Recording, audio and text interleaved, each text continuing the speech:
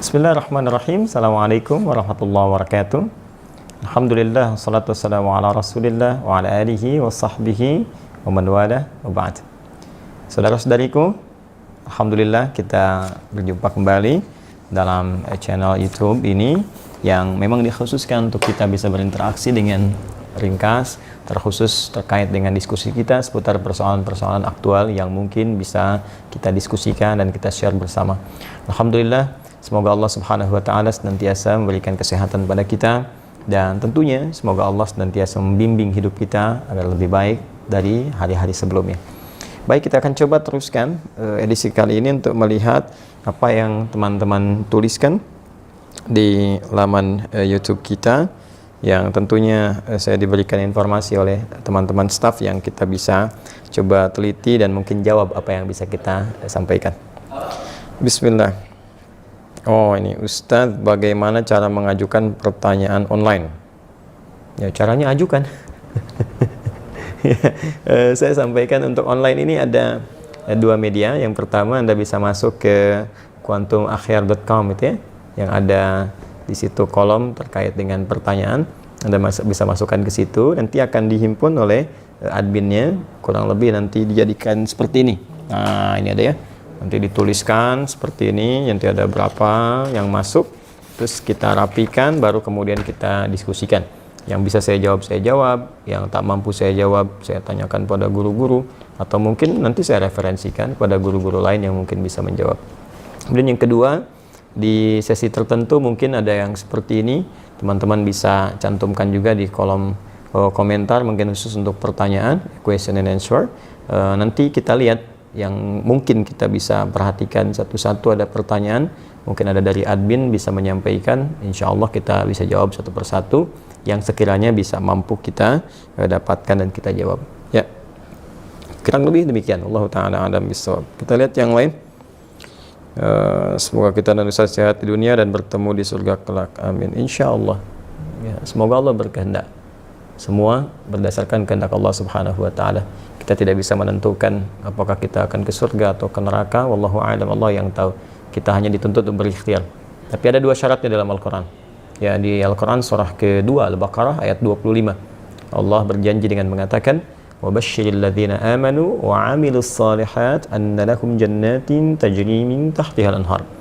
Ya, dan Muhammad SAW berikan kabar gembira kepada dua golongan. Satu, orang-orang beriman. وَبَشِّرِ الَّذِينَ آمَنُوا, semua orang beriman. Kalimatnya menggunakan kata alladzina. Ya, itu disebutkan setidaknya 1080 kali dalam Al-Quran. Alladzina itu mencakup semua, laki-laki, perempuan, besar, kecil, tua, muda, sepanjang mereka mau beriman kepada Allah Subhanahu wa Ta'ala. Kemudian keduanya, buktikan iman itu dengan memperbanyak amal soleh. Wa amilus solehat. Karena itu kalau teman-teman melihat karakteristik ayat-ayat Al-Quran, itu hampir selalu setelah kata amanu itu atau kata-kata iman dengan berbagai derivasinya, yu'minuna, amanu, dan itu setelahnya itu umumnya amal soleh. Ya, misal Al-Quran surah 103 Al-Asr, wal asr innal insana lafi khusr illa alladhina amanu wa amilus solehat. Alladzina yu'minuna bil ghaib, iman, wa yuqimuna as-salat, amal saleh, wa mimma razaqnahum yunfiqun, amal saleh.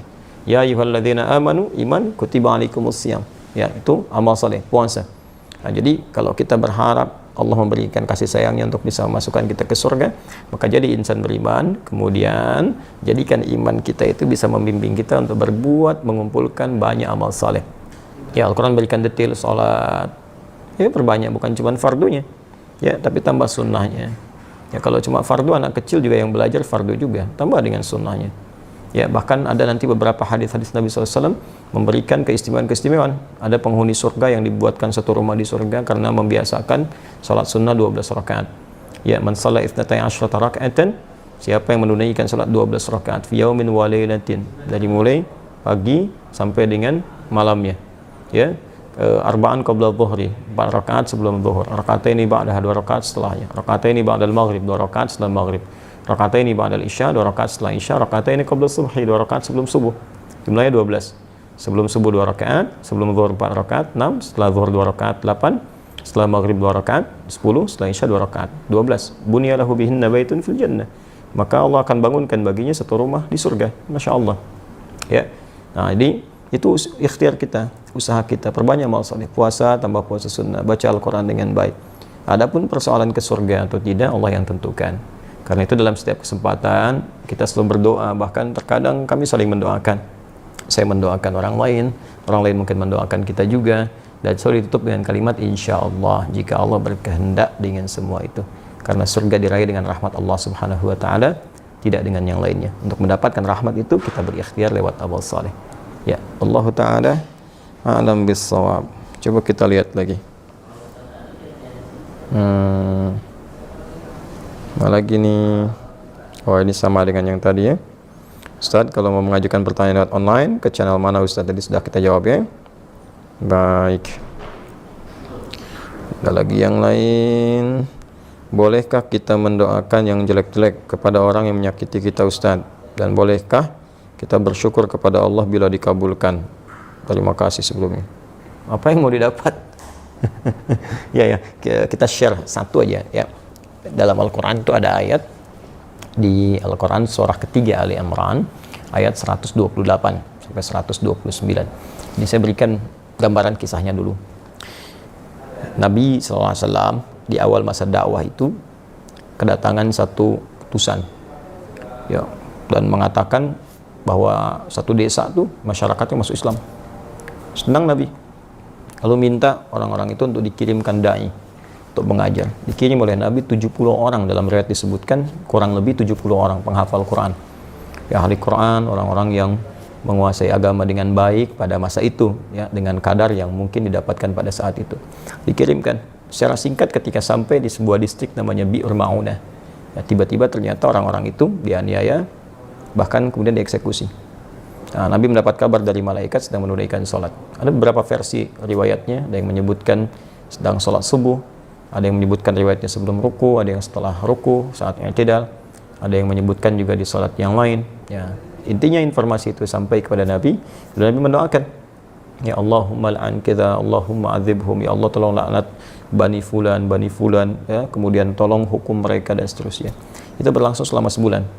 Nah, doanya terasa keras ya, tolong hukum bani fulan, tolong hukum mereka, tolong laknat mereka. Apa yang terjadi? Kemudian Allah turunkan Al-Quran surah ketiga Ali Imran ayat 128. Ya, laisa laka minal amri syai'un aw yatuba alaihim aw yu'adzibahum fa innahum zalimun. Ya Muhammad sallallahu alaihi wasallam, engkau tidak punya hak ya untuk bisa memutuskan suatu perkara terkait dengan hukuman ataupun memberi petunjuk pada seseorang yang dimaksudkan langsung menanamkan hidayah kepadanya, kecuali itu atas izin Allah Subhanahu wa Ta'ala. Nah, namun yang paling indah, Allah ingin memberikan sebuah arahan seperti ini. Ya, ini sifat maksum Nabi. Jadi ini bagian dari sifat maksum Nabi, yang kalau di situ ada sesuatu yang kurang tepat, Allah luruskan. Berhak Nabi meminta. Ya, berhak Nabi meminta. Ya Allah, hukum si fulan, berikan hukuman setimpal, berhak. Tapi Allah berikan suatu arahan yang lain dengan hikmah tertentu. Ya, Allah ingin sampaikan bahwa kalau di awal masa dakwah sedang minta seperti ini, nanti umat itu tidak akan tersisa. Ya, seperti umat-umat yang sebelumnya, ya pernah berbuat zalim, kemudian nabinya meminta kepada Allah dihukum, hukum selesai. Tapi Allah ingin berikan sebuah pelajaran bahwa ke depan akan ada ujian lebih besar daripada ini. Maka diberikan sebuah tahapan bersabar, bersabar, sampai kesabaran itu kemudian memuncak, sampai kemudian pada tingkat maksimal sehingga bisa mengatasi tantangan yang lebih berat lagi. Ya, karena kalau persoalan wafat, ajal juga sudah tiba, ya sesuai dengan ajal. Hanya nanti tentunya ada balasan-balasan dari Allah.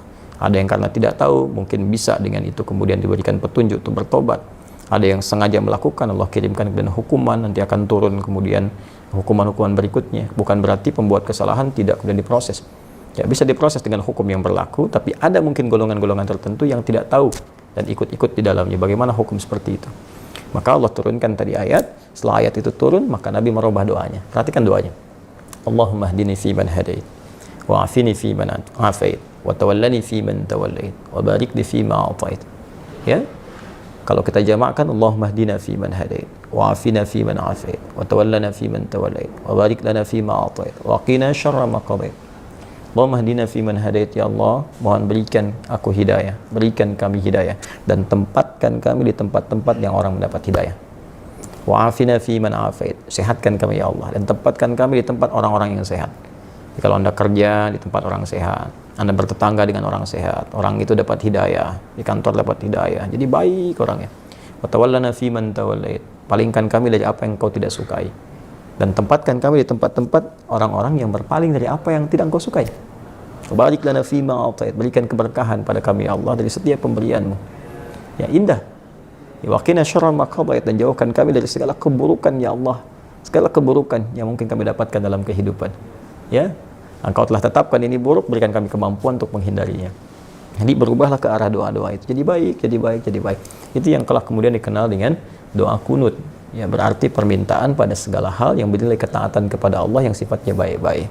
Jadi, kalau Allah saja mengarahkan Nabi untuk mendoakan perilaku buruk dengan kebaikan, maka kita lebih layak untuk mengikuti tuntunan Nabi SAW. Kita doakan yang baik. Ya, toh mohon maaf dia mencela kita itu, celaan dia, ketika keluar celaannya, itu sudah memberikan pahala kepada kita. Kenapa harus dengan mencela kembali sehingga mengembalikan pahala yang telah kita dapatkan? Nah, yang kedua, kalau hati kita sudah lapang dengan memaafkan, bukan berarti persoalan dia selesai. Persoalan kita dengan dia diselesaikan oleh Allah. Allah akan lupakan beban-beban pada diri kita tentang dia, dihapuskan. Jadi kita nggak capek mikirin dia hilang. Tapi kalau dia belum minta maaf kepada kita, persoalan dia dengan kita belum selesai. Dan dia akan berhadapan dengan Allah di hari kiamat nanti. Jadi nggak ada ruginya, kita dapat pahala. Ya, yang kedua, transferan dari dia tadi, kemudian kita dilupakan oleh Allah tentang perkara dia. Yang ketiga, dia tetap punya urusan dengan Allah sampai dengan hari kiamat. Dan berita baiknya, jika Anda mampu melapangkan hati untuk memaafkan orang lain pada hal yang terkait dengan pribadi Anda dan tidak terkait dengan turunan hukum yang lain. Ya, turunan hukum maksudnya kalau utang, ya, kalau memaafkan itu bukan berarti utangnya lunas. Ya, tetap kita maafkan, misalnya berlaku kelirunya, utangnya tetap kemudian diselesaikan. Kecuali kalau Anda ingin bersedekah. Ya, atau orang misalnya melakukan tindakan kriminal yang dahsyat, kita maafkan. Ya, maaf, tapi kriminal itu tetap diproses untuk memberikan pembelajaran hukum. Kalau secara hukum itu harus diselesaikan. Nah, kalau Anda bisa lapangkan hati seperti ini, maka Allah janjikan di Quran surah ketiga Ali Imran ayat 133 sampai 134. Wasari'u ila magfiratin min rabbikum wa jannatin 'arduha as-samawati wal ardu u'iddat lil muttaqin. Bergegaslah Anda untuk evaluasi diri, minta ampunan sama Allah, dan berharaplah, berusaha untuk mendapatkan satu surga yang luasnya seluas langit dan bumi, disediakan bagi orang takwa. Siapa orang takwa di situ? Amalannya 134. Alladzina yunfiquna fis sarai wad dharra, orang gemar berbagi dalam keadaan lapang ataupun sulit. Kalau lapang berbagi biasa, ini sulit berbagi masih mau. Ya. Nah, wal kadhiminal ghaidha, yang sanggup menahan amarah, wal 'afina 'anil nas, yang mampu memaafkan kesalahan orang lain. Allahu yuhibbul muhsinin, Allah cinta kepada para pelaku-pelaku kebaikan. Barangkali Anda lulus ujian yang lain, ujian sholat bagus, zakat bagus, tapi Allah ingin menguji Anda dengan hadiah terbesar, yaitu surga seluas langit dan bumi. Dapatkan itu, dan disitulah kesempatannya. Kalau hadiahnya kecil, mungkin ujiannya kecil. Hadiahnya power bank, mungkin ujiannya kecil. Tapi hadiahnya surga, setiap yang didambakan, masa harus tantangannya ringan. Semoga Allah memuliakan kita. Terima kasih. Assalamualaikum warahmatullahi wabarakatuh.